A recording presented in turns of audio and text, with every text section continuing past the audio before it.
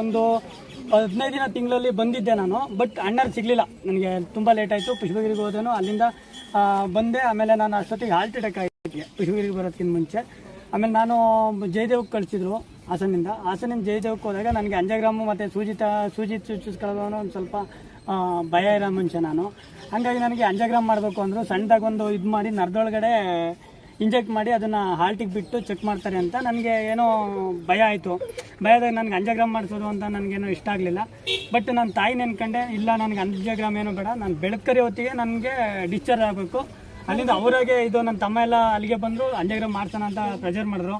ಅವರು ಸಹಿತ ಏನು ಮಾಡೋಕ್ಕೊಡ್ದು, ಇಮಿಡಿಯೇಟಾಗಿ ನನಗೆ ಡಿಸ್ಚಾರ್ಜ್ ಮಾಡ್ಕೊಂಡು ಅವರೇ ಕರ್ಕೋಬೇಕು ಬೆಂಗಳೂರಿಗೆ ತೋರಿಸೋಣ ಅನ್ನೋ ಲೆಕ್ಕಕ್ಕೆ ಅಂತ ಅಂದ್ಬಿಟ್ಟು ಬೇಡ್ಕೊಂಡೆ. ಇಮಿಡಿಯೇಟಾಗಿ ಡಿಸ್ಚಾರ್ಜ್ ಆಯಿತು. ಅಲ್ಲಿ ಡಾಕ್ಟ್ರುಗಳೆಲ್ಲ ಹಿಂಸೆ ಕೊಟ್ಟರು ಅಂತೂ, ಅಂಜಗ್ರಾಮ್ ಮಾಡಿಸಿ ನಾವು ಗ್ಯಾರಂಟಿ ಕೊಡಲ್ಲ, ಸೈನ್ ಹಾಕಿ ಅಂತ ಎಲ್ಲ ಹೇಳಿದರು. ಬಟ್ ಅದು ನನಗೇನೂ ಇದು ಮಾಡಿಸ್ಲಿಲ್ಲ. ನಾನು ಧೈರ್ಯವಾಗಿ ತಾಯಿ ಮೇಲೆ ಭಾರ ಹಾಕ್ತೆ, ಅಣ್ಣನ ಮೇಲೆ ಭಾರ ಹಾಕ್ತೆ, ಡಿಸ್ಚಾರ್ಜ್ ಮಾಡ್ಕೊಬಂದೆ.